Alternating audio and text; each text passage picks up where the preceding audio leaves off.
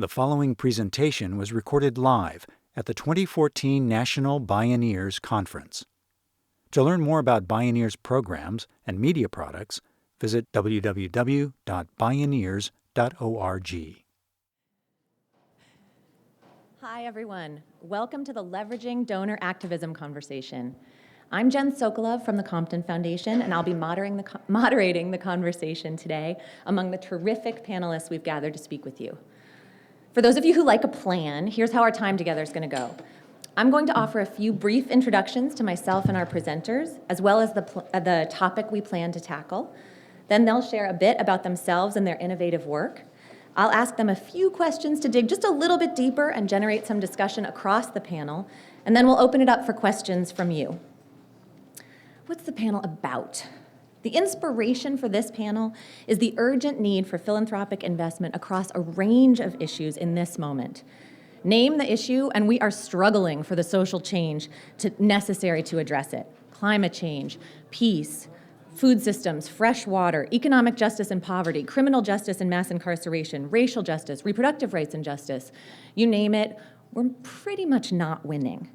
Yet philanthropy, in its traditional form, annually giving away about 5% of a significant corpus, dependent on the success of financial markets for annual grants budgets, and often fairly detached from the everyday work of grantees, has some what we might call substantial blind spots, and has really struggled to match the need for its resources.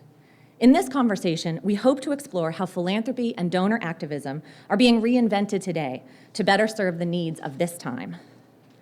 Just so you know a little bit about me, Compton is a small family foundation in San Francisco, and we have tried to shift these patterns a bit.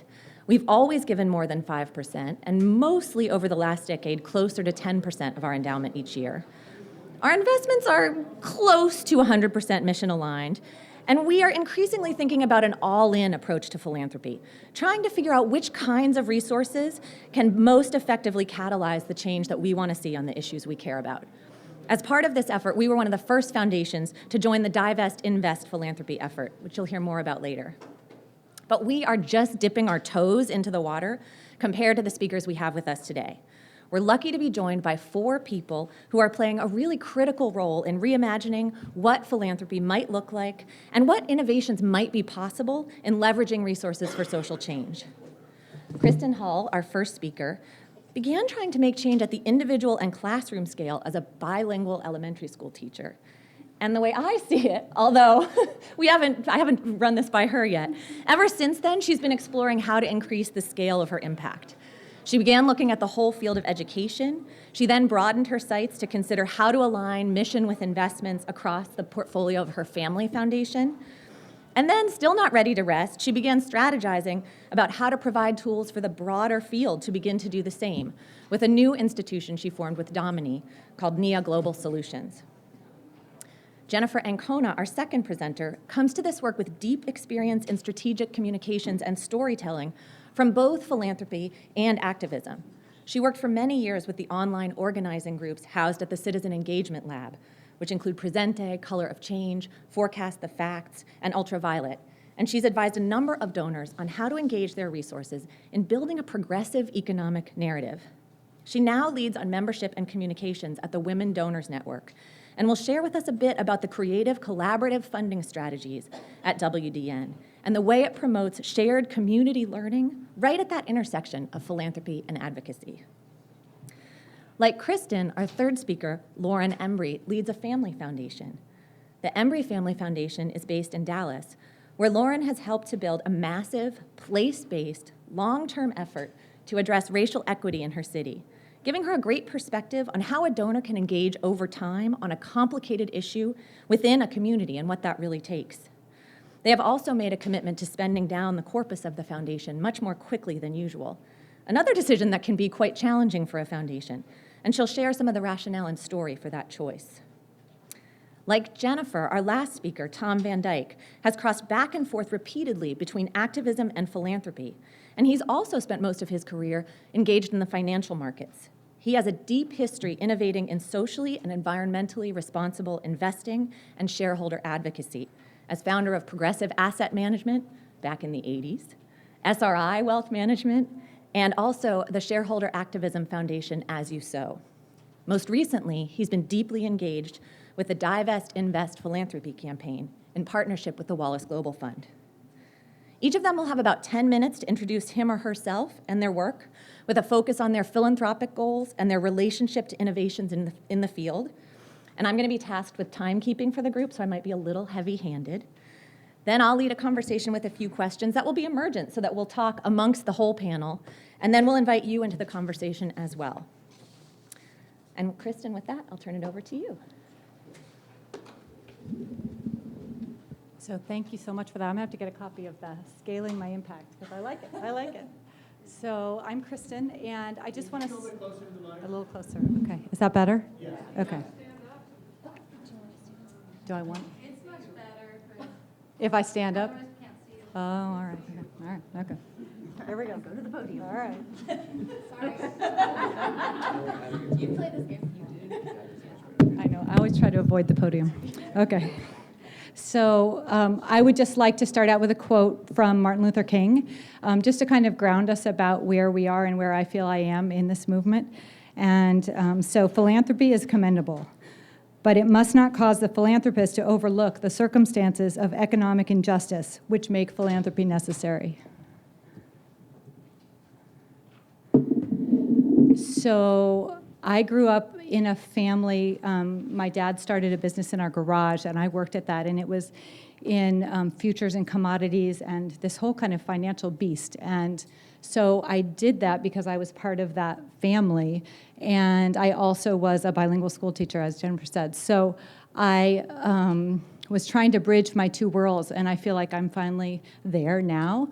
When we sold that business together, we decided as a family to start this foundation, and I really knew almost nothing about philanthropy. So it was one of those things where I could go to conferences and learn about. And there, at my first conference, I learned that there was, in addition to the 5%, that there was a 95% that was sitting often in things, and I'm sure Tom will talk about this, things that are causing the kinds of problems that we're trying to use our 5% and all of those efforts of donors to eradicate. So things like poverty and economic injustice and climate change, and I mean the list goes on, that your investment portfolio is often causing. And so it's been really interesting for me to go through this journey and think about how am I going to, one, learn about the tools that I have in my toolbox, and then really amplify those and use them and then share them, as far as having philanthropy be the most effective way to get at some of the causes that we know are really, really important.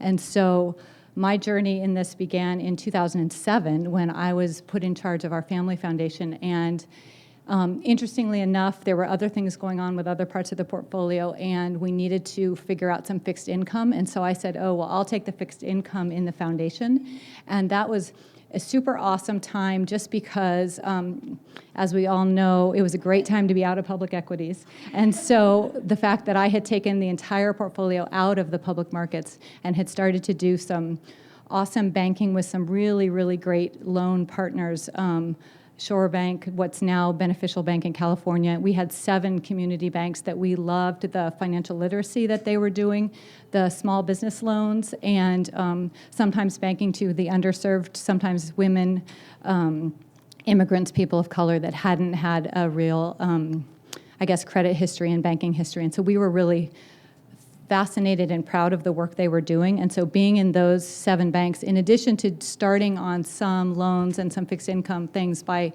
2008, when foundations were down 28%, we were up 2.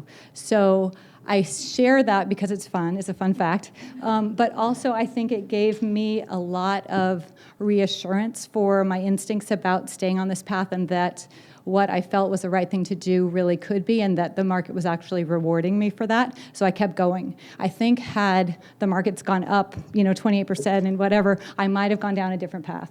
But I got rewarded really early. And so then from there, I went on to doing different kinds of deals, really looking for solutions-oriented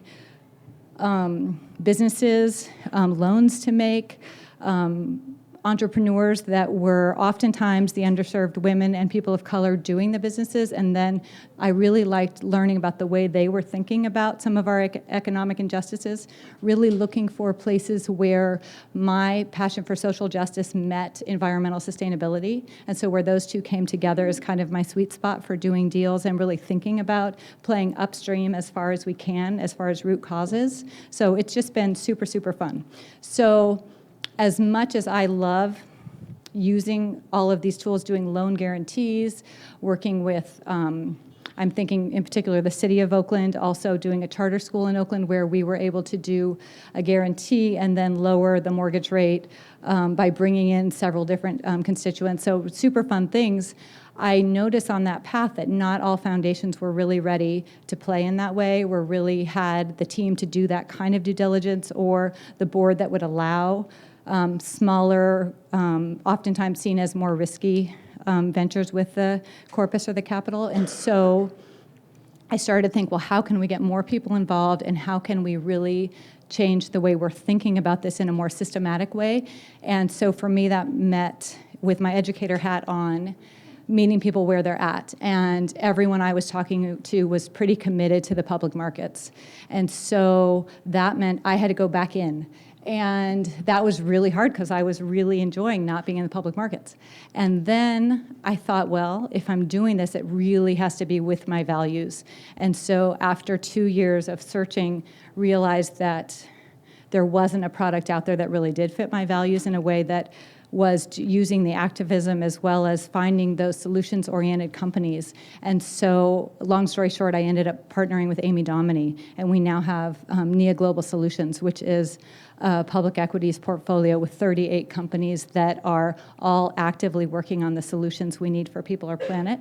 And so that's been super fun too. And it's also just really great to be able to engage with people everywhere. I'm hoping that we'll be able to bring it down so it's a retail product, and so I would love to see everyone has options in their 401k about super, super impactful investments. And so that's kind of my big thing now, is how can we really break the big banks and make it more equitable and democratize the whole movement? And so that's kind of me in a nutshell right now. Thanks.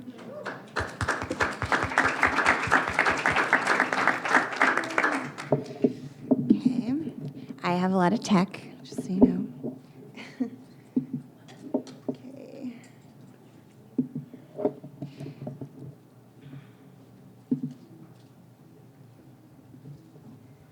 Oh, oops.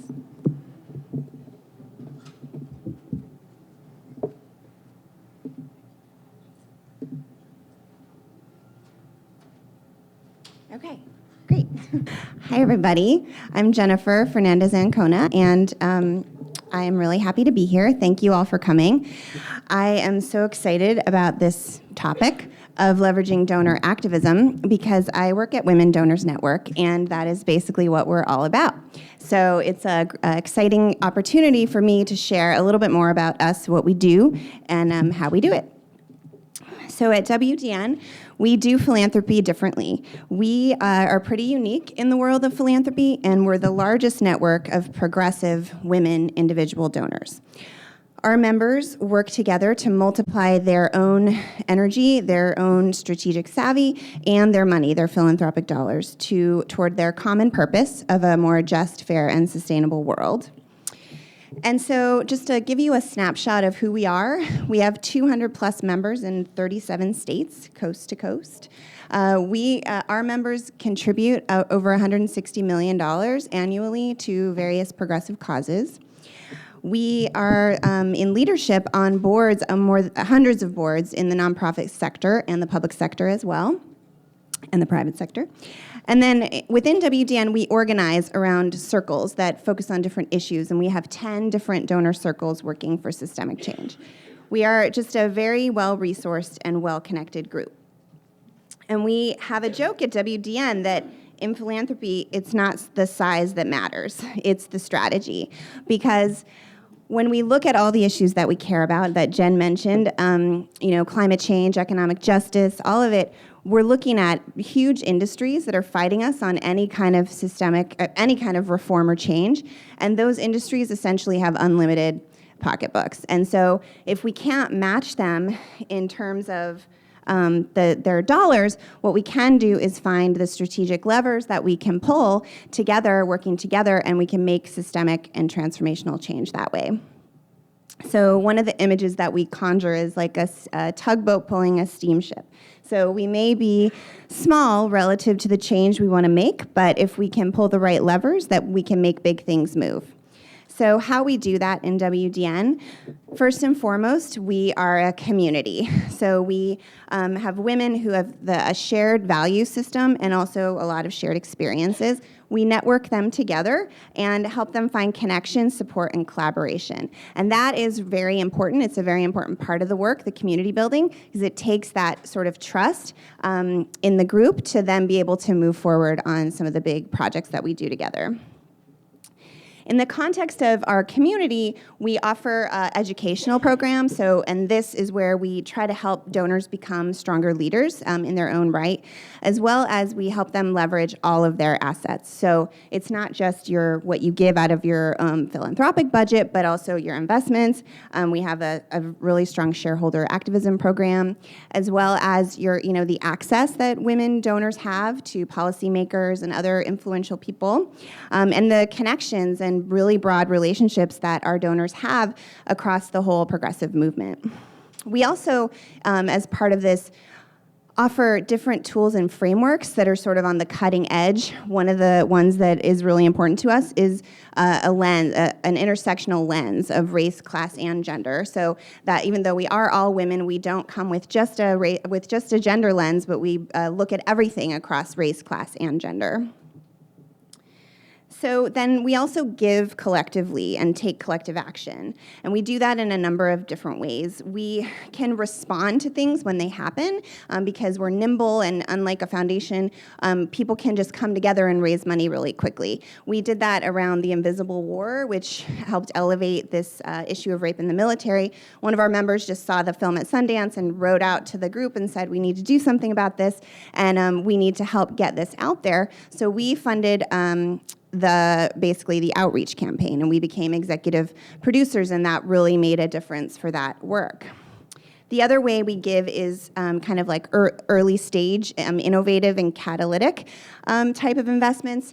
An example here is the group Ultraviolet, which Jen mentioned. They were just had an idea and a concept paper, and they came to WDN. They couldn't get money from anywhere else. They weren't able to get into the foundation world at that point.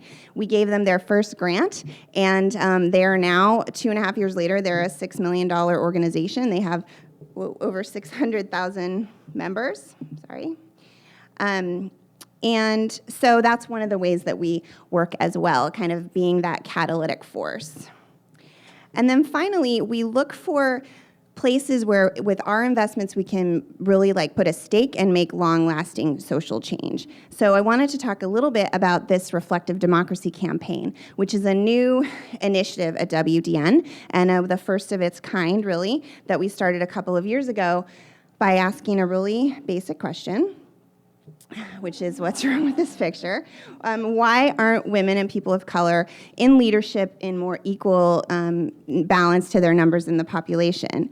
And we found when we started looking at this right away that there was some research that showed if we continued on the same path in terms of what we're doing right now, it would take 500 years to get to some kind of equal representation. And so we thought that we could do better than that.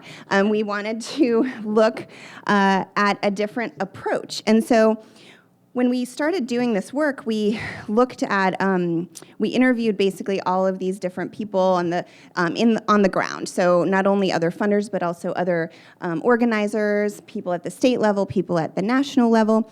And we found a couple of aha findings, essentially. One was that a lot of the effort is driven around recruitment and training and funding of specific candidates, which is super important. But that those candidates are going up against a system that has a lot of barriers toward women and people of color actually being in leadership. And there wasn't a lot of effort that we saw going into actually tackling those barriers. And so that was one reason why we thought that we needed to take this on in a different way. The other piece was that the whole field is very fractured. It's, you have people working for more women and people working for more African American people in office and for more Hispanic and Latino people in office, and that's just how it's kind of been structured, but the result is that everything was very fractured, and it felt like we were missing an opportunity to have a bigger coalition if we actually had a different lens. And so the lens of reflective democracy is that just the simple idea that our leaders should reflect the people that they serve, and that should be a value that we have. So the other way that we kind of leverage our donor activism is by getting them really involved in the creation of these kinds of initiatives. This is a committee of about 10 people that are donors themselves who came to the table over in 2 years of work to kind of develop this initiative and then bring it to our whole membership. And this is just one of our meetings where we are actually moving it forward. We decided to move this project forward, and they're voting with their spirit fingers that they wanted yes. And so I just share that because it's an important kind of part of our process as a donor membership organization. So this is the campaign that we launched as the result of all of this work called Who Leads Us. We launched it in Washington, D.C. actually just a couple weeks ago. And what it is we did this research project and we funded other people to do this research that for the first time ever tracked the race and gender of all elected officials from the county level up to the president. And so I want to show this quick video to show you what we found.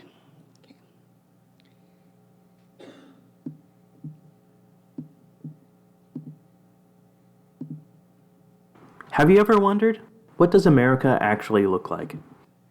Let's zoom out from the people we see in the media and the people we talk to every day and look at the big picture. About 314 million of us live in the United States. 51% of us are women, and 49% of us are men. 63% of us are white, 37% of us are people of color. Our country is changing fast, but are the people who represent us, from city council to Congress, keeping up with that change? Do we live in a reflective democracy? We did some research, and here's what we found. We studied 42,000 elected officials who represent us, from the county level all the way up to Congress. If they reflected America's population, our elected officials should look like this. But it actually looks like this. 71% of elected officials are men. 90% are white. And 65% are white men. That means men have 3 times as much power as women, and white Americans also have 3 times as much power as people of color, and white men have 8 times as much power as women of color. When 31% of the population controls 65% of elected offices, is it a surprise that most Americans feel our democracy is broken? To learn more about the data we've collected, visit us at Who Leads Us, and share the data with your friends. Then tell us at Who Leads Us how you think we can become a more reflective democracy. Cool. Thanks. Okay. So, sorry. Okay.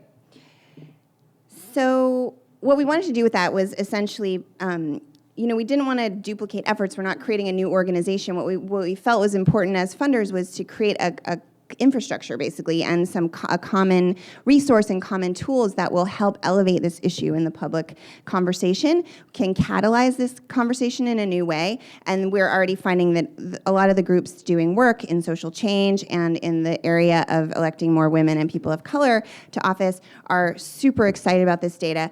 And next week, we're going to be releasing a state-by-state index, basically a new way to measure whether your state is basically measuring up in for a reflective democracy.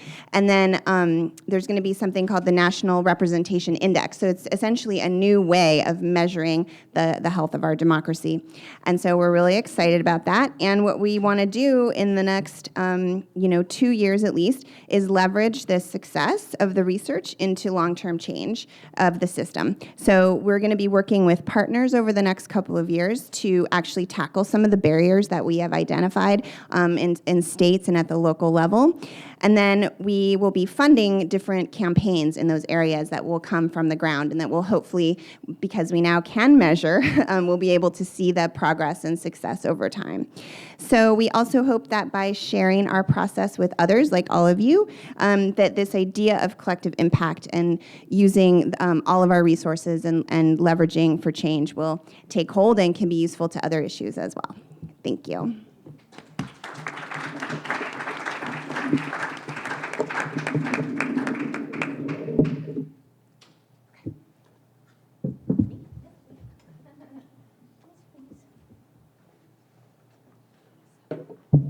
Hello. Hello. Hi, my name's Lauren Embry, and yes, I am the philanthropic vision for the Embry Family Foundation in Dallas, Texas. And boy, we are having some fun in Dallas, I can tell you, and in Texas. But first, what I want to do is back up just a little bit and kind of tell you a little bit of history of how we got to where we are and what we're working on right now. So our foundation's pretty young. So it was founded in 2004. By my father, who put half of the money that he earned in his lifetime into a foundation. So half of it went into a trust fund and half of it went into the foundation. And he died pretty soon after that. So in the corpus, there was not much money. And we were really just kind of learning and feeling our way. No one had much experience about what this was all about, what philanthropy was. It was definitely a learning experience. He died about a year into the foundation, and then money started flowing into the corpus.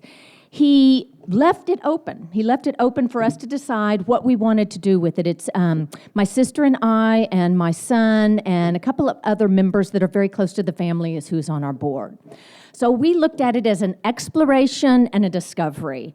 And as I started going out learning about what might be possible and educating myself, because I had no nonprofit experience, and I was already late into my 40s at that time, mid-40s, I found out that, yeah, you need to get strategic about this. And if you want to do this right, it requires a lot of responsibility and a lot of care.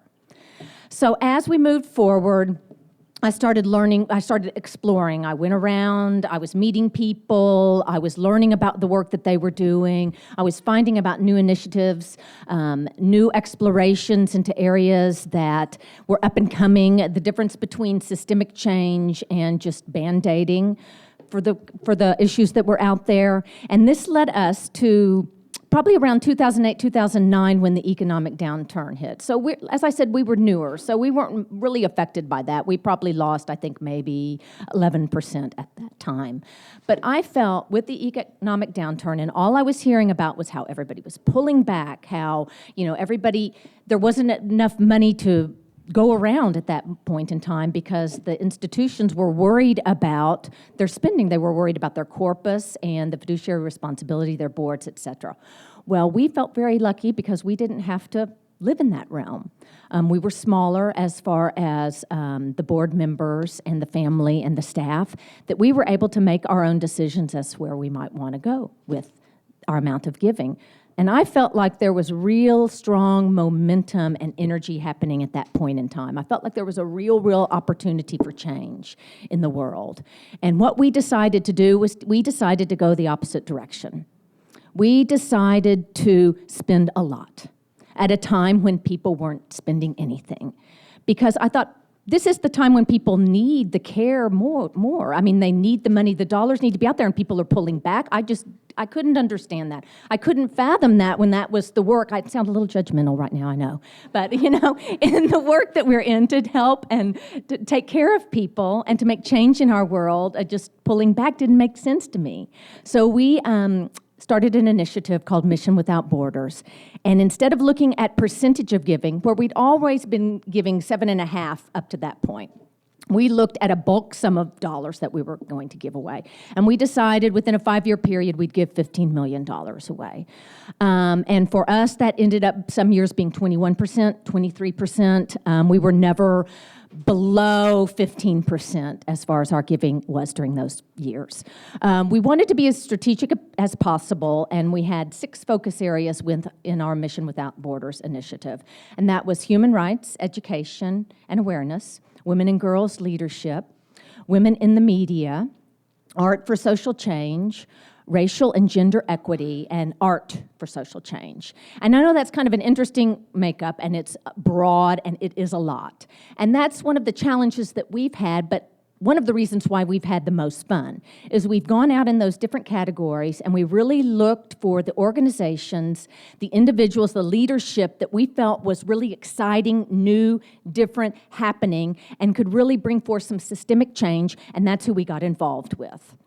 We really wanted to see how well we could also connect those different focus areas throughout the initiative. So networking was a big part of it. Leadership on my part was a lot of it. How we could broaden the scope and broaden the knowledge and the awareness, because awareness is really the main tenet of our foundation. Our mission is to cultivate human rights awareness and to advance initiatives that challenge and embolden people to walk better in the world. And so I feel that if people aren't aware, they can't really make change. So it's a level down from education. So sometimes I found, at least in my community, if you go out and you just inform people through film, through speakers, through giving that you're doing, all the many different ways that you can do so, you plant the seed. And people tend to have and can have, and many have had, an aha moment. And then they kind of get it. Because otherwise they're kind of living sometimes in their own worlds. And they don't really see outside of those boxes at times. So you have to sometimes, I felt, we've learned, bring it to them. So we learned a lot, and we learned that our sweet spot through that initiative was what I said, the new, innovative, cutting edge, and then we also found that seed funding was also something that we were doing a lot of without really looking at it. We've also engaged and had an evaluation process throughout this whole initiative, which ends at the end of this year, and then we'll start a new one. And then we have plans of putting a report together, a synopsis of what we've learned, our challenges, successes that we can provide to the philanthropic and outside that community as well. So which leads me to what we're doing now, which is really the exciting part. The Mission Without Borders initiative was national, and I really have to say it was just a strategic move on my part because I really just wanted to not be working in Dallas all the time and in the community. So far our board, it was really just a strategic way to get national, to learn more, to broaden the reach, and it was very successful. I would say that we consider it very, very successful. One of the focus areas, though, that never really anything manifested in was racial and gender equity, in particular race. The two things that I care about most from my upbringing are gender and racial equity. And for stories that I could tell you that I'll share, if you want to come up afterwards, I'd be happy to share that. But what we had engaged, I'd been with an organization, I'd been learning a lot with an organization called the Applied Research Center, which is now Race Forward. And I actually went with WDN, I'm a member of WDN, went to a white privilege workshop that they were putting on. And I was really just floored by what I learned and what, as a white person, I really didn't know, the privilege that I walked in without even realizing that I walked in it. I grew up, as I said, in Dallas, and I did grow up with a black lady in our house from 3 months on who took care of everything and took great care of us. And she had her husband, we called him Papa. She called me Miss Embry. So it's all that whole setting that you hear about. And my aha moment around that was when I was in my 20s. We'd always have parties in the house, and yes, Reggie would go in the back door, and she had her white uniform for the day, and if we had guests at night, she'd change into her black uniform at night, and I enjoyed hanging out in the kitchen. I thought it was much more fun than, what was happening out in the big room. But I had an experience one time where I thought I was being just the wonderful, wonderful white person, and Reggie had a Cadillac, and my dad would always give the business Cadillacs. He would pass on the older ones to Reggie, and she just loved those cars, and she wouldn't let Papa drive them for anything. And so we were leaving. I was leaving with them at the end one evening, and as I said, I thought I was being the great white person, and I was like, Papa, sit in the front seat. Reggie always drove. No, Miss Embry, you sit in the front seat. I'm like, no, sit in the front seat. So that went on for a little while, and I ended up in the front seat, and he ended up in the back. And I thought, well, I'm trying to be really great about all of this. Well, I did not have that. I'm in my 20s. So in my 40s, I go to this white privilege workshop with the Applied Research Center, which is now Race Forward, and I told the story to one of the facilitators. And she said, Well, of course, Lauren, because if he'd been caught in the front seat, he would have been lynched in his day. And so I was like, oh my God. Like, how could I never have realized that? Like, how could in all of my time in the place that I grew up never have figured that out? So because of that, the issue of race relations and racial equity became really, really important to me. And it didn't manifest until the foundation came about, tried to be conscious, but it didn't manifest until the foundation was formed. So we presented, during the Mission Without Borders initiative, we were presented a program that we wanted to do around racial equity that was declined. It was like we had two, throughout our 5 years and all the money we spent, there were two things that were declined by the board, and this was one of them. And I thought, well, they just don't get it yet. You know, it's just a little out of the box, and they just don't really understand what's happening. And Rinku Sen, for those of you who know her in the room, she's fabulous. She's the leader, ED of Race Forward. I said, you know what, Rinku, something's better down the road. You know, this is okay. We were both like, something's better coming up. And that was truthful. That was right, because now we've got an initiative going on in Dallas called Dallas Faces Race. So 2 years ago, in 2012, we took all of our grantees from our Mission Without Borders initiative to a pre-conference at the Facing Race Conference in Baltimore 2012. And we had an amazing time, a lot of collaboration, a lot of networking. And at that point, we also brought some constituents from Dallas, including a staffer from the mayor's office came, because we were going to begin, shall I say, lobbying Rinku to bring the Facing Race Conference to Dallas. It had never been in the South before. It had always been in the expected places, the East, the West Coast, Chicago, places like that. And we felt like there was real energy, and people really, really wanted it to happen. So, long story short, Rinku came to Dallas, and we really did our due diligence as far as bringing people in. We brought people in, mostly in the nonprofit space, because that's the space we know. But we did bring in faith leaders. We brought in educators, philanthropists, artists from many different realms of our community to see if there would be buy-in for this. Rinku would speak, we would tell our story, and there was big-time buy-in. People were really so excited about bringing this, having this happen, and there was great support in the community. There really weren't any dissenters at all whatsoever. So as time moves forward, Rinku got approval from her board and her discussions and decided, yes, to bring the Facing Race Conference to Dallas. So in that time period, it's been about, going on 2 years for, a year plus, a few months, quite a few months. We've had our initiative intact and going to where we have been engaging the nonprofit community and building up partner organizations through our initiative, Dallas Faces Race, in working in partnership with another big family foundation in Dallas called the Boone Family Foundation. So not only have we been connecting with other philanthropists to do the work, we've also been reaching out to the nonprofit community and building up that. We've been providing trainings, we've provided events, conferences, and the list goes on as to what we've been trying to bring in to try to understand this work, to open the door for this work, and to elevate the work. And have the conversations, basically, that we really just need to have in the community because of just the trauma around it, just all that exists, all the baggage that exists around this topic. And I've learned a lot as far as, my behavior, how other people feel, how best to approach this issue in many different ways. So the Facing Race Conference will be in Dallas this November. It's coming right up. And as I said, it's the first time in the South. And when we were talking about how many people would be coming to the conference, Rinku said, well, we're expecting about 1,000. And I said, no, you're going to get a lot more than that. Sure enough, they're going to have to cap. They've already reached 1,000, less over a month out, and they're going to have to cap the registrations because so many people are registering for the conference. So it was really fun to say, I told you so. But, when you go into an area, there's so much about Texas. There was something about Texas, in the plenary this morning.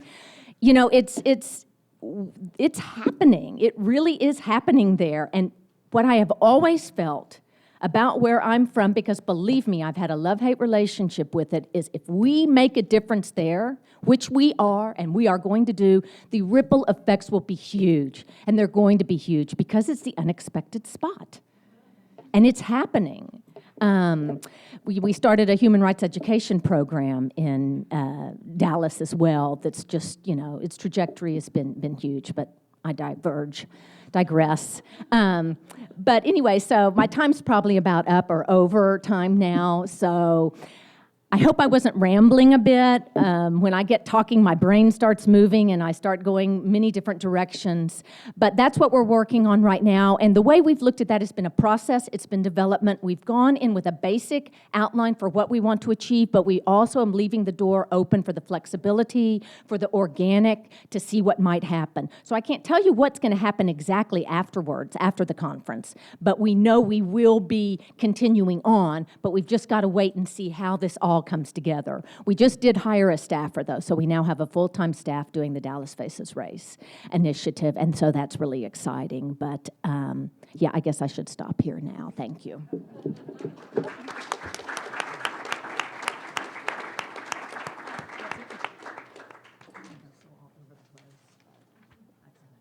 Thanks a lot. So I guess I'm the token white guy.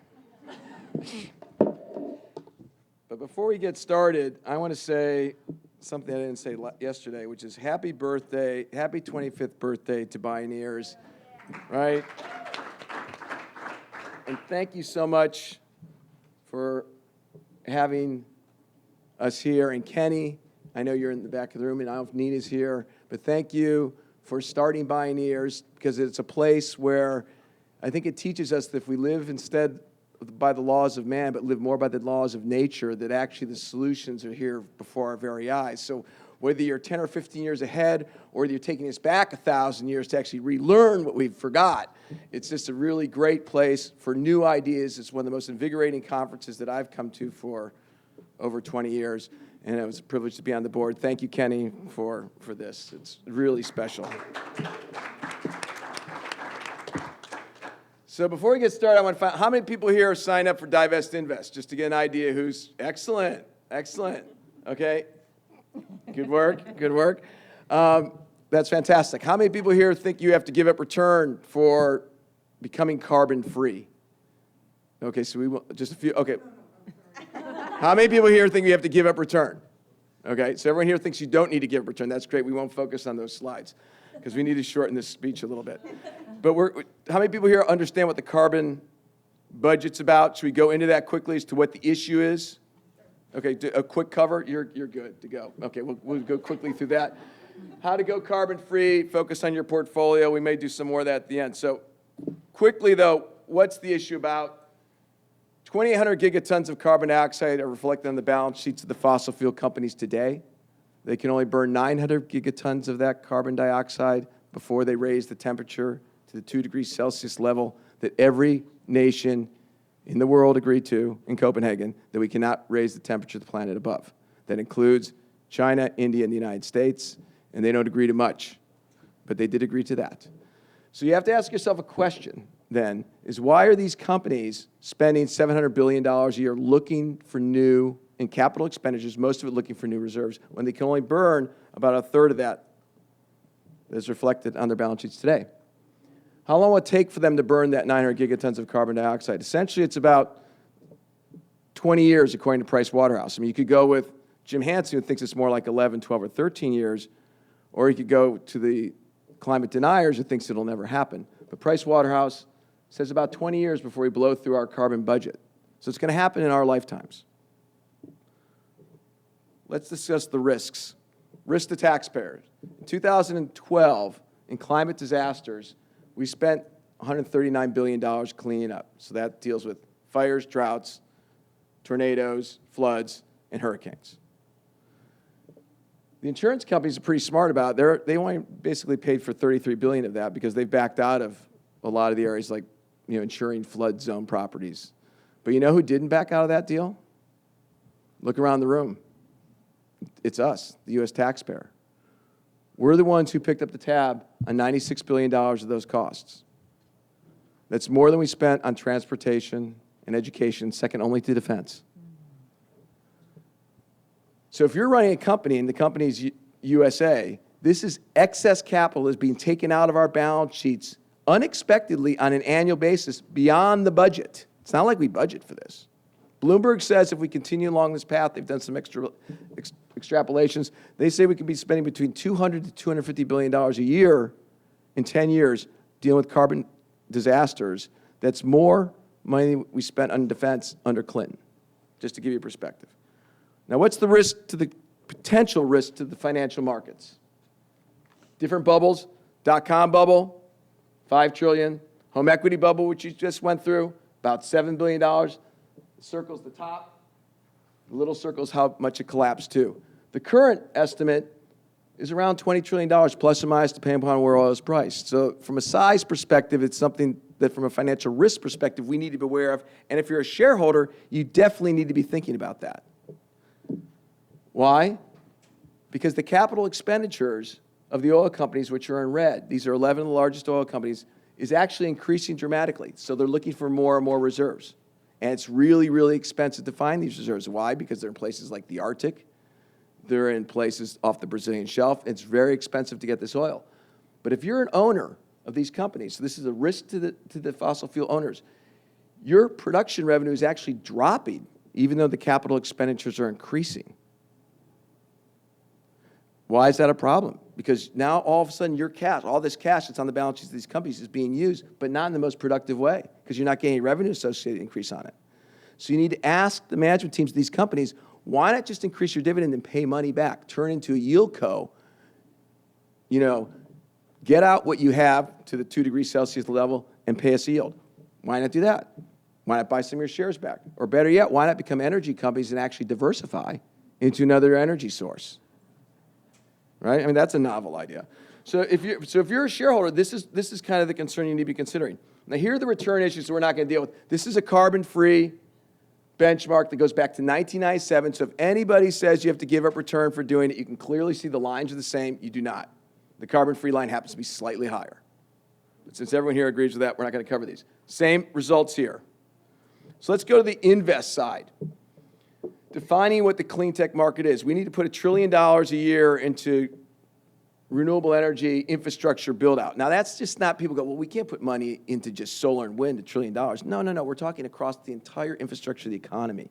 What does that mean? Buildings, lighting, HVAC systems, insulation. So it's now affecting everything. Waste reduction, recycling, waste energy, sustainable packaging, agriculture, smart irrigation, organic, waste food. So it's affecting not just one part of the economy, but all parts of it. Water. Talk about California. We're in major droughts right now. It's becoming a significant problem. Wastewater treatment infrastructure, pumping technology, energy storage, optimization, geothermal wind. There's your geothermal wind. Transportation. We need to convert it from a petrochemical molecule to an electron. There's a lot of work to be done. There's a lot of jobs that can be created doing this. And what's happening when we're investing in clean technology? This is another issue for investors they need to be concerned about if you're owning carbon. Look what's happening to solar power panels over the last 5 years. They've dropped 70%. And as that's happened, adoption has gone up. In fact, half of all the new power going into place right now is renewable energy. It's becoming more and more economical. It's at grid parity in 18 states right now. It'll be at grid parity across the entire United States by the end of 2016. And that's all externalities priced in.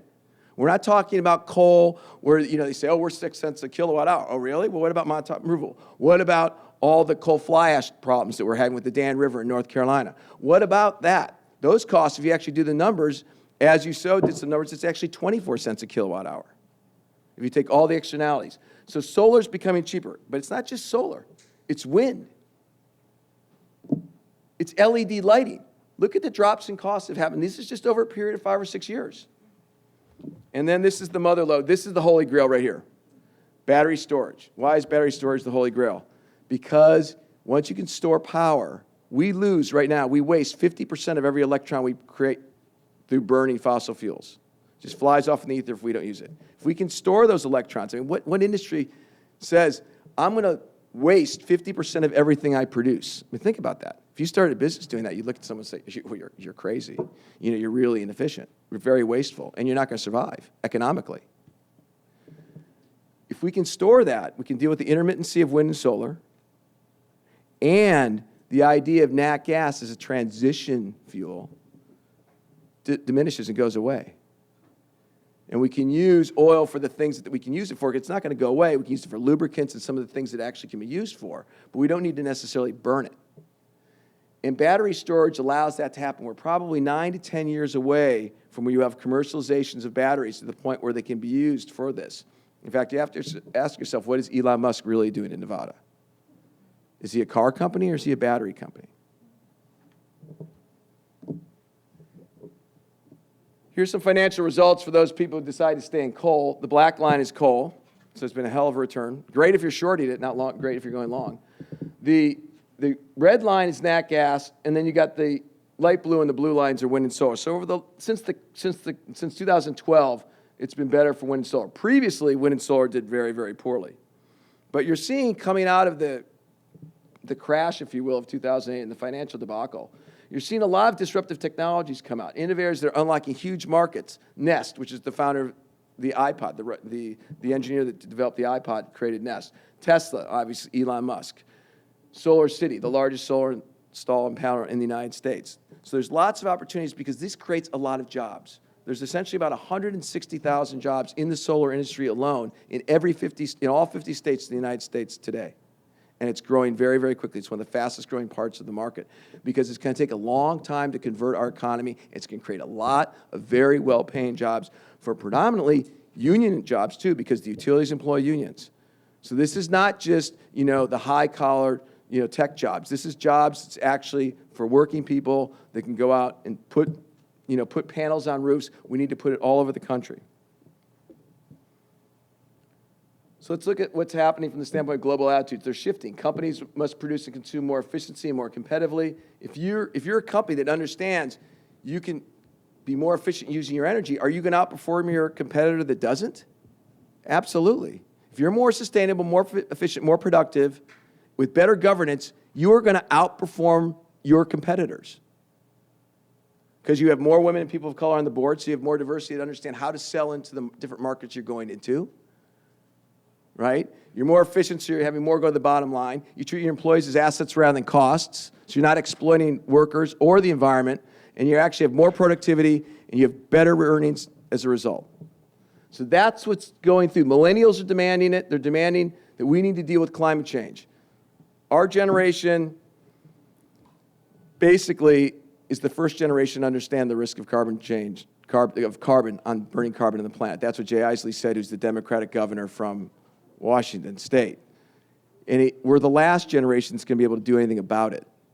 So our generation's legacy is going to be defined by how we deal with this issue, because it's the next generation that's going to be inheriting the problems associated with that. So look at the carbon in your portfolio. If you want to say, okay, how do I decarbonize my portfolio? What do I own? Where do I own? How much do I own it? As You Sow is working on something right now to help design what that is and figure out what mutual funds are out there. What's my risk tolerance? A quick thing on how much you own. When we asked South African for the big pension funds to divest from South Africa, that represented 40% of the S&P 500. We asked them to remove 40% of the S&P 500 and sell and divest to get out of South Africa. The fossil fuel companies represent about 8% of the index, not 40%. Okay? And in many situations, what you'll find is that you really only own 3 or 4%. CalPERS may own more like 7 or 8. But if you're an active manager, you're going to own far less. So this is a real easy thing to do because it's not going to have that much effect on the portfolio overall.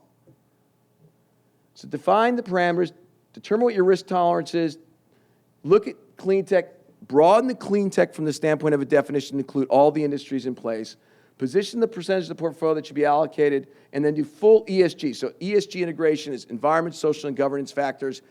Integrate them across the entire portfolio, all the asset classes, stocks, bonds, private equity, whatever else you're doing. And I close with Desmond Tutu, who you probably know actually did a video that came out with the Divest and Invest movement in New York with the climate movement. He called for, he's now embracing it, the idea of divest and invest. He said, we need to hold the perpetrators accountable with climate liability. We need to divest from fossil fuels. We need to have governments and politicians stop taking money from the fossil fuel companies so that we can actually put the regulations in place that can get a price on carbon. So here he says, stewards of creation are not an empty title. It requires us to act with all the urgency that this dire situation demands. In addition, at the Climate Works, which was a relatively underfunded story, there was $24 trillion of assets from around the world, including BlackRock, which is the largest asset manager in the world, $7.1 trillion, CalPERS, CalSTRS, major financial institutions from literally Europe, Asia, calling for two things: a price on carbon, okay, and getting rid of the $750 billion in oil subsidies that are given annually worldwide. Okay, so we can play a role here together to help transition our economy. It takes everyone to do it. Thank you very much.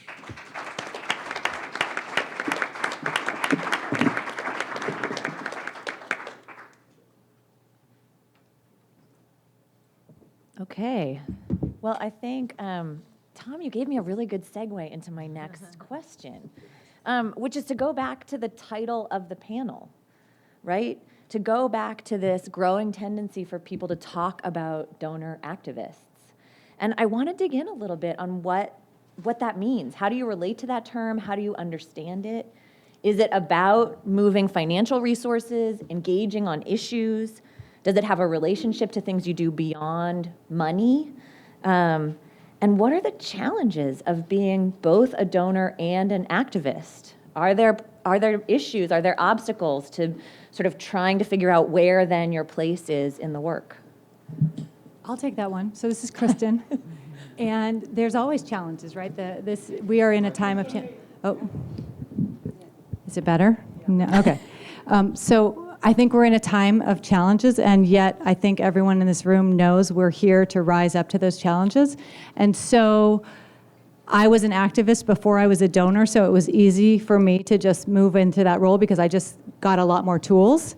And it doesn't mean I don't use my same tools of being an activist. And I think what we also know from Bioneers and from everything we learn here is that the change starts from within, and so being the best people that we can be and leading by example is one of our best ways to be active in this space.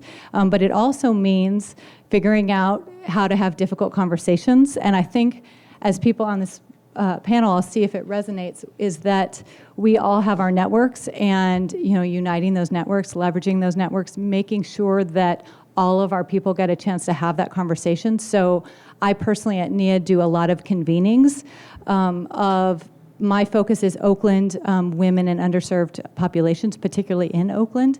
And then when I bring my different people together, I try to have that in a nice convening space where people can have the conversations that we need to have to kind of grow our movement.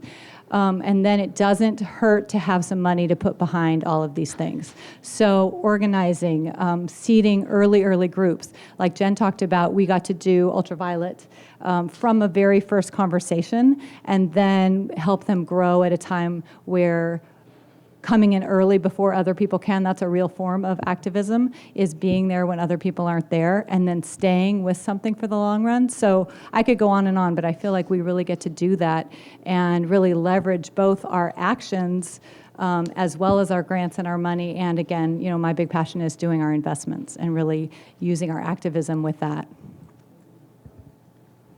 Okay, sure. I'll just add that's exactly right. But I'll just add, I also think it means pushing the boundaries, which you have heard in these different ways, like Lauren taking on this issue of race, which is not something that Dallas, you would think of, like they would be the ones to really take it on. Pushing on the investor side, pushing the boundaries of what people are doing. And from our perspective, that also includes this early stage work that Krista mentioned, but also like being able to step in and do things together so that you are actually leveraging your resources and making so much more impact than you would just by yourself as a lone sort of philanthropist. I also think it's very important that you leverage your entire portfolio. It's not just what you grant to, but it's leveraging the entire 95% in a way to bring about the change and accelerate that pace of change. So, and you can do that through, obviously how you invest, the full ESG integration, shareholder engagement, also, PRIs and MRIs that complement, the donors that you're giving money to. So you can really leverage and accelerate the pace of change by using all of the money and not just what you're granting. And my addition to that is just using your voice. I mean, the willingness to get up and to speak out and to be able to say really what you're for and why you do it and not be afraid to do so because someone might not like it or some of the business leaders or such, because, we're a huge business community, might not think that's good. So you have to be fearless in that regard, in my respect, to be willing to walk forward in the values that you believe in. And yes, definitely leveraging, networking, aligning with your values, your investment, your corpus, along with your work, your personal life. I mean, I think the challenge for me has been not aligning all of that. The challenge for me has been that I, by nature, love being involved in many different things and love all of this amazing, fabulous work that's happening. So the note that I would put out there, and it's really more note to self than anything else, is that sometimes you do have to say no. Like what really do you want to get involved in and what not. I don't necessarily think you need to be laser focused because we've been very successful by, having our strands out there and our threads out there in many different ways, but definitely knowing what to say no to, I think is really, really important. So has this part of your work, or where you've gotten to now at this point in your work, changed your perspective at all on how change actually happens in the world? Do you think differently about where to intervene? There were some comments about being more systemic or looking for leverage points or investing upstream. Do you think differently about where you intervene in terms of halting problems or advancing solutions, or whether nonprofits or markets have the space? How do you think about where those points are, where your activism can make a difference? I'll take it. Here we go. This is Kristen, and so I think as people that are operating with philanthropic dollars, it's really important to, I guess just as you say, really consider what your different buckets are and whether this is best reached with C4 money, because sometimes a political donation is really going to get you where you want, and then layering capital so that you can think about, well, what can a nonprofit with C3 money do, and what might a loan to a nonprofit do as opposed to a grant. So thinking about investment dollars, nonprofit dollars, coming in with C4 dollars, particularly some of the issues that Jen is talking about with WDN, using like supporting groups like Emerge that supports women to get involved in progressive politics. That is money really well spent for lots of different outcomes. So, but that's often C4 money. And so there's sometimes places where a political donation can take you a certain place as long as you're really using all of your investment dollars. And what I love to say about investment dollars is that really can mean where you're using your credit card. What credit card you're using, what local bank you're using. Hopefully it's a local bank. And it might be using RSF, which is a minimum of $1,000. So, all of us can make changes that really, really, really will both align with our values and advance the world that we want to see and the causes that we want.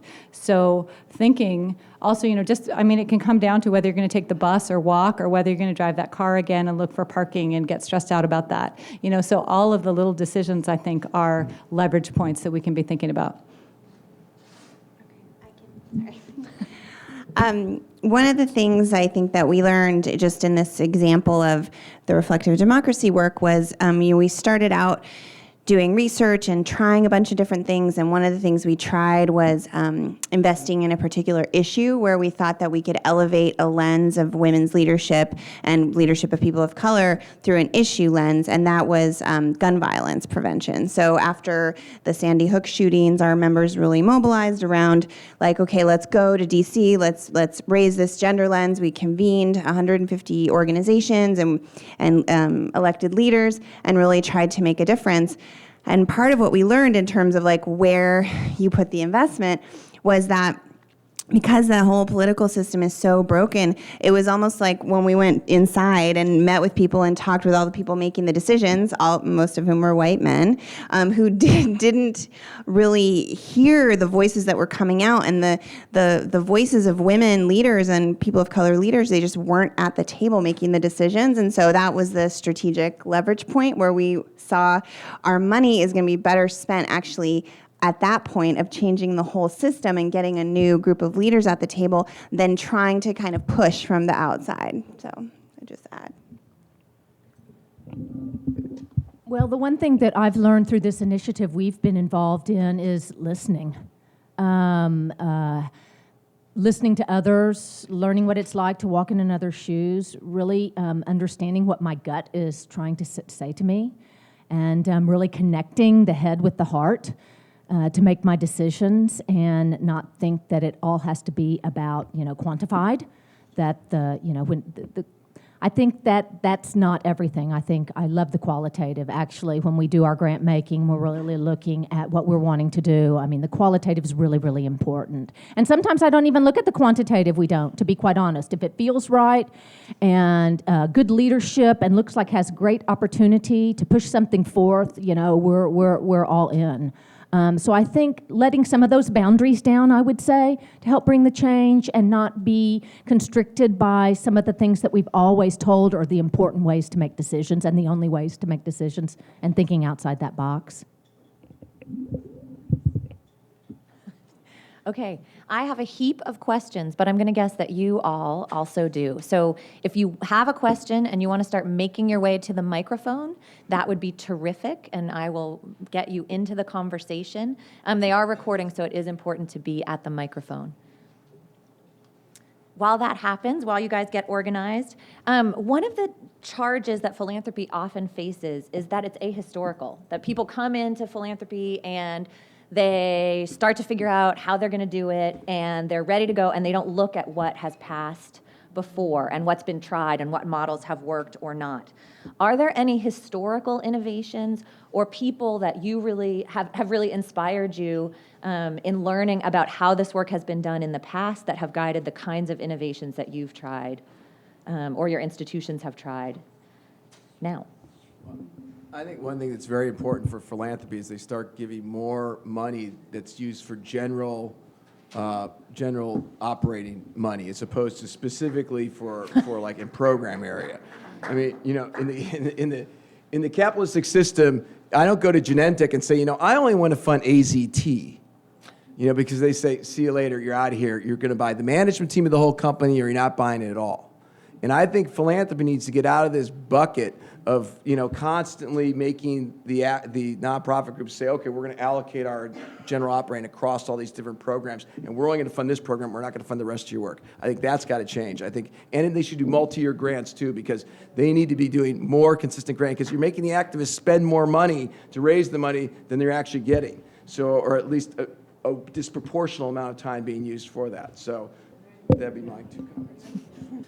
Anyone else want to jump in? Well, I'll just share quickly. One of the things that we're trying to do also at WDN, another innovation, is around kind of breaking down the barrier between grantee and especially individual donors, because the foundation world, people doing the work feel like the foundation world can be fickle, and they kind of go in and out, and so they really want to connect more with individual donors, but it can be hard because they're just individual people. So one of the things that we are doing is this model of event called Pitch Forum, which comes off of this sort of Silicon Valley way that investors interact with entrepreneurs. So we just did this event a few weeks ago that Kristen was at, and where we invited and vetted a number of groups, and 6 groups sort of pitched their best ideas around local economic inequality work in the Bay Area, and we had our donors there, and they just were able to hear directly from the leaders and then interact with them afterwards. And it was a great success. Everybody liked it. And so for us, it was like, what can we learn from the private sector and what they do well and apply to philanthropy and grant making? I'll just say that I was lucky enough to meet Jane Goodall before I had philanthropic capital, and it was One, I mean, everyone should be lucky enough to meet Jane Goodall. But listening to her, as we all know, she is so passionate about the chimpanzees. And she really, it took her a while. And so just thinking about what came before us, all of her learning theory and just strategy about saving those chimpanzees really came from looking at an ecosystem view. And so to save the forest, she had to really start thinking about people, and people are not her passion. She will tell you that. But she had to start being compassionate with people and what the needs of the people were so that she could really get to the cause that she really cared about. So just thinking about what are all the different places and parts and people in the ecosystem and what that meant. And so for her, it meant educating people so they would have fewer children who would chop down the forest at a slower rate. And it was a complicated system, and yet she's spent her life devoted to that for her one thing. So I feel lucky to have that learning that came before us. Please. Yeah. Earlier, I think it was you, Kristen, had said something to the effect. Can I lift this up? Yeah, that's better.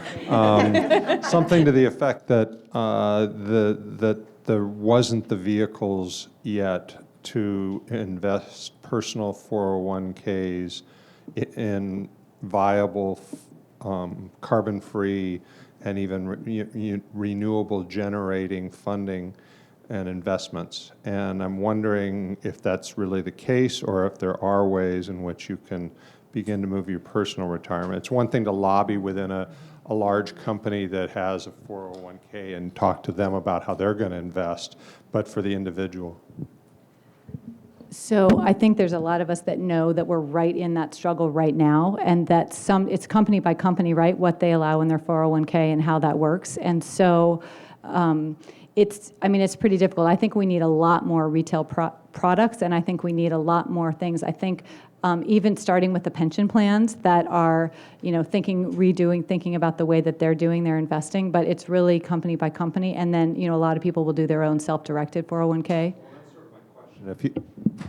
If you have your own personal 401k, are there vehicles out there where you can, instead of having in a mutual fund A, B, and C, in mutual, because the research I've found, socially responsible investment can mean they don't invest in guns, they don't invest in tobacco, but do they invest in coal? Sure. Do they invest in, any number of things that I wouldn't be interested in? But are there funds that are specifically, say, green technology funds and things like that, where you can invest in a narrow band of things you believe in? Yeah, I'll say a couple things, and then I'm sure Tom has a lot to say on this. So, that is one of the tricky things, is that you get into like a gender lens fund. Well, Philip Morris does really well when you think about gender, and so you have to really think about what you're screening for and where you want to go. There are definitely, you're going to want to be in some mutual funds that, are meeting your values, and taking a look under the hood can be difficult sometimes in getting to really understand what they're in, but we can sure talk about what the possibilities are. So with all the disclosures that future performance, past performance is no reflection of future performance, blah, blah, blah. This is not a recommendation, okay? Because I don't know your risk return thing, blah, blah, blah. I guarantee this will work. No, I do not.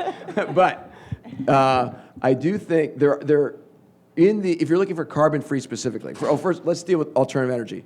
There's a few funds that are out there. The New Alternatives Fund, which was founded in 1983 by David Shawwall. It's an old fund that's been out there.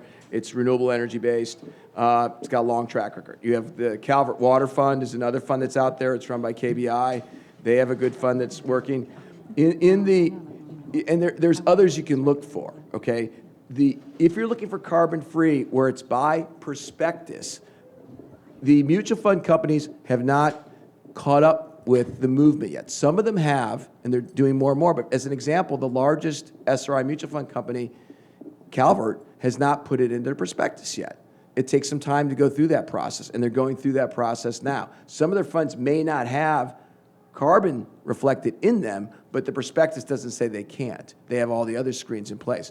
Now, we at As You Sow, and Andy, I'm going to ask you to comment on this, has been designing a database because of the fact this has really been, it's kind of an emerging movement, so the financial industry is trying to catch up. So we've been studying the different mutual funds. Do you want to go up, grab the mic real fast, and just explain quickly what we've been doing? Because this is probably one of the more comprehensive pieces of work. This is Andy Bayer. He's the CEO of As You Sow. Hi. I'll be brief about it. We have a beta site right now called fossilfreefunds.org that what we've done is we've looked at the mutual funds that claim to be fossil-free, that are fossil-free by prospectus or fossil-free by marketing. So they're stating it in their marketing. And we've looked at them under 4 different lenses because fossil-free is really about definitions. So when you sign the divestment pledge, you're saying you're going to get out of the carbon underground 200. So that's 100 coal companies and 100 oil and gas companies. But you still own all the coal-fired utilities, you still own Halliburton, and you still own smaller oil companies. So we went down another level, and so we looked at all of the utilities, and we looked at also what are called oil, gas, and consumable fuels. It's a global international standardization system of companies that are listed. So when you go to fossil-free, well, what you'll see is mutual funds, and then they're ranked by Carbon Underground 200. Do they hold that? Do they hold utilities? Do they hold all these different things so that you can say, you know what, I signed the pledge, Carbon Underground 200 is good. I'm fossil-free. But other people say, you know, I want to get out of the utilities. And other people say, I want to get out of the service industries, and I want to get out of, and you could just keep going because you might not want to hold FedEx because they're the largest user of fuel, of airline fuel and diesel fuel. So it just depends, you know, how you make that judgment call. But we will be putting up this site that'll be free and everybody can look at it, and we're going to be adding more and more mutual funds that are held in 401ks so that you can go to your 401k administrator and say, you're not offering me anything that allows me to sign this pledge. And then you can get some of these funds that are. Right now there's 15 funds that we've identified as fossil-free based on those definitions. And we're also putting up a site of clean tech. So there'll be hundreds of clean tech companies like Tom described, and you'll be able to create little virtual portfolios and compare them to benchmarks. So what's the name of the site again? Well, fossilfreefund.org, but you need a password right now. It's a beta site. So I'm not going to give out the password right now. Because you'll crash the system. It's coming soon, and the other one is going to be a clean tech, a tool, so you'll be able to play with all this stuff. Anyway, we're working on it because a lot of people, since signing the divestment pledge, want to know exactly that. Like, what do I do? How do I make good on my commitment? So call your mutual fund company, tell them that you want it done, especially in Calvert's case, and they'll move to do it more quickly. There's 3 Calvert funds on the Right. But like PAX has, you know, some too. There's the PAX Global. Well, they had the Global Green Fund. You call them, they may have one name. They'll remove the name. That happened with Green Century, where we called Lisa, you know, Leslie Samuelson, and she removed the names. We showed the companies the data sites, and I called up the mutual fund managers, and we found, you know, your fund looks good, but you got 2 companies building pipelines in Marcellus, so they sold those companies. So the key is advocate, and you'll get action if they're concerned about their brand.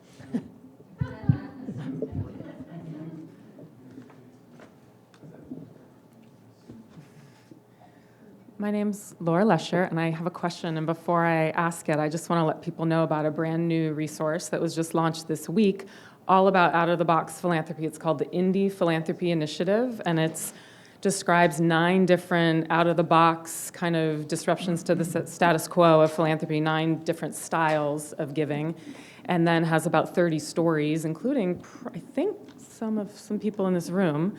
So I feel really inspired by what you all have shared. It's indiephilanthropy.org, INDI. I've got some postcards if anyone's interested. And what I would love to know from you all is, who are you most inspired by when you've chosen to go outside the box and do all these things that you've done? Who were the people who went before you or that you've been most inspired by to take the risks that you've taken? Well, for me, I have to say I'm just mostly inspired by the people on the ground doing the actual work. I mean, that's where I get my energy. That's where I get my excitement. Sure, I love being with other philanthropists and hearing about the work that they're doing and involved in, but the bottom line all is the people that they're funding and helping and the people that are actually on the ground. So that's my inspiration. I agree with that. I am inspired by past movements that have made really big change, as well as ongoing movements. The civil rights movement is definitely a source of inspiration for me, and looking at how they were able to make structural change, working together with people with wealth and activists on the ground. And I also would say the LGBT movement is very inspirational in the way that donors came to the table and said, like, we're not going to stand for this kind of milquetoast stuff. Like, we need to make big change, and really laying it down, and then together working with funders, together with activists, coming up with a core, like a common set of values and a common agenda that they then pushed. So I find that really inspirational when I think about what we can do, in other social change movements. Yeah, I think it's everybody that just speaks truth to power. So one of my inspirations is in this room, and it's Josh Mailman. And I think that... I would agree. Between Joel Solomon, and he might be in the room too, but between Joel and Josh, I really was literally taken under Josh's wing at one of the first SOCAPs, I think, and I was new to this world, and he moves at this pace that is admirable. And he took me and introduced me within the scope of about 30 minutes, probably 50 entrepreneurs, and all of whom he was engaged with on one level or another. And I really got to see this can happen, change can happen by using our philanthropic capital to invest in some of these awesome companies. And so having those examples has been really tremendous for my own work. Yeah, and I would also say groups that bring philanthropists together, like the Threshold Foundation, which Josh was also the founder of, that really bring people together to explore, brainstorm, think out of the box. I mean, so these people who've been in this organization, this foundation, have just brought forth amazing things. So to be in that type of energy, in that type of world, is really exciting and really helps uplift all that we're trying to do. Yeah, hi. My name is Ida. I arrived here 2 days ago from the German-speaking world. I'm German living in Switzerland. I got my master's degree in California, MBA. I have a business in Berlin, and I studied permaculture. And I'm involved in community work in Europe, and came back here. I was thinking about coming back to the States or not, because the image of this country around the globe has gone down the drain. It is finished. I mean, the image of the United States is finished. And you really, yes, it is. I mean, and it is very sad. I want to bring this back to you. You know, I've been educated here. I got my business idea when I was studying here. And it's devastating to see how this country is perceived internationally. And it's not really on the agenda here. I mean, you have great things on the agenda, perfect, but you have to consider how this country is being viewed and what the government, the military-industrial complex, divest from the military-industrial complex.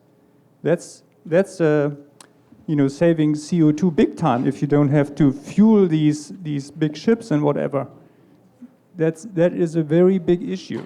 What is being inflicted by the CIA and the NSA and all of these organizations globally, the chaos being inflicted by the United States, you have to look at that. Chaos is being inflicted to get cheap resources.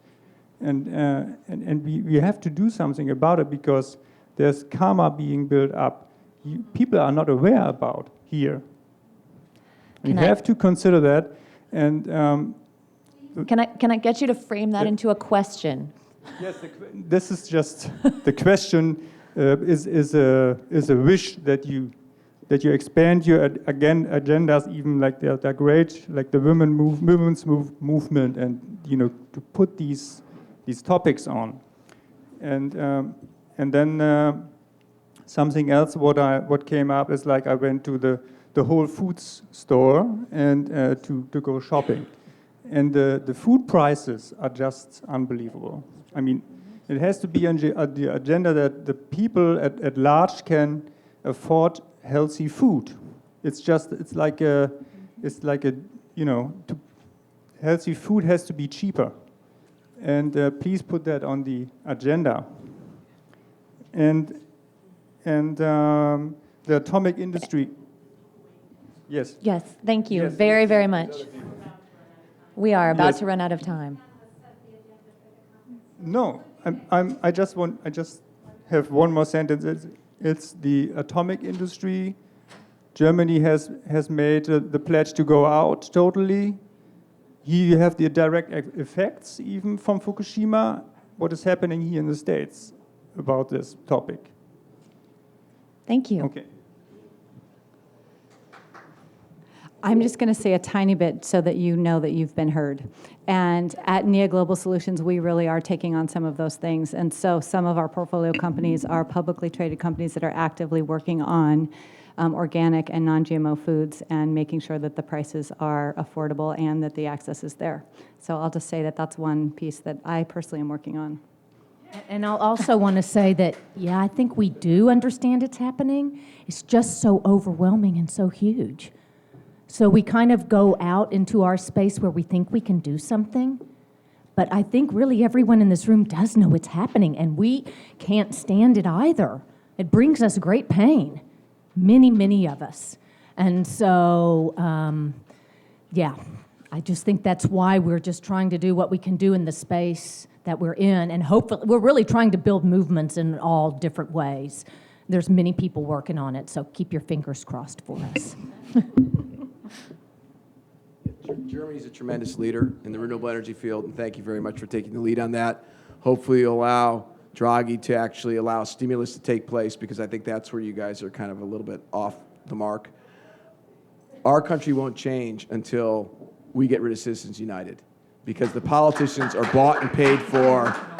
The politicians, and Sarah Strand's working out with Free Speech for Power right over here. Jeff Clements just wrote a second book. They're working on getting rid of Citizens United by an amendment. Until that happens, okay, the politicians are bought and paid for by corporate interests, and you're not going to get regulations in place that allow the United States to return to the country that it was before. You're welcome, Sarah. So I'm wondering if you could maybe just, I'm Christina, hi. I'm wondering about things that blur the kind of hybrid fiscal investment opportunities. Don't want grants, don't want a board, things that blur profit and nonprofit places. I'm interested in authors or websites or networks that are working for making opportunities and funds available for green entrepreneurs. And not microloans. I don't want a microloan. So still individuals hooking up, but... Josh, any networks there, baby? Investor Circle, where do you want to go? Okay, whoa. Oh, you're not done? I'm done. Yeah. Ready? Okay. The gentleman right there in the blue-green jacket. I think Indiegogo is really interesting because you can raise money. People are raising money. Some of them, I think, some food companies serve a lot. Do a lot of food companies. Crowdfunding. You think crowdfunding? Yeah. Well, they're doing crowdfunding, but not for startups. They want to see stuff going. A lot of natural food companies are circle up and Indiegogo, not Kickstarter. You can't. Well, you can. No, Kickstarter. No, yeah. Well, you can raise money. You'd be duct taping. Mosaic. And do we have any authors we would recommend? Maybe just a name or two. Elizabeth No, I'm just loving that it's the audience. Wrote a book about how to fund small food companies. I don't remember. We don't actually do food. But just a good idea. Okay, so we can. Anybody from the panel with a book that would address this? We're smaller, but not startup. Okay. Can you just clarify? You're saying I'm confused. Well, and actually, right now I'm stumbling a little because You're an entrepreneur, or I work for an entrepreneurial feminist company in Seattle. Okay. Yeah, and we're doing really cool things with permaculture, but we're for profit. We're not huge. We're not public. So just looking for ways to collaborate with people who have money but don't need to necessarily, like when you were talking about people giving money without saying how it needs to be used. In other words, beyond the scope of grant or beyond the scope of? Slow money, I'm looking for slow money.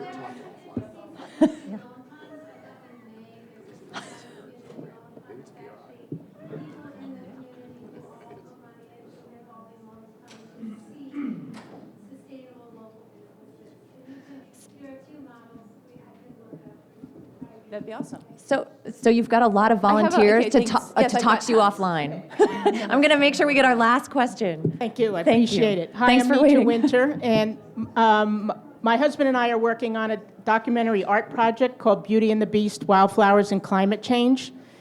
Wildflowers are our passion, and we realize it's a very common passion, and it attracts people's attention, and we want to use it to do environmental education with the project and calls to action and get people to make the connection between their lifestyle and their effect on the planet on multi levels.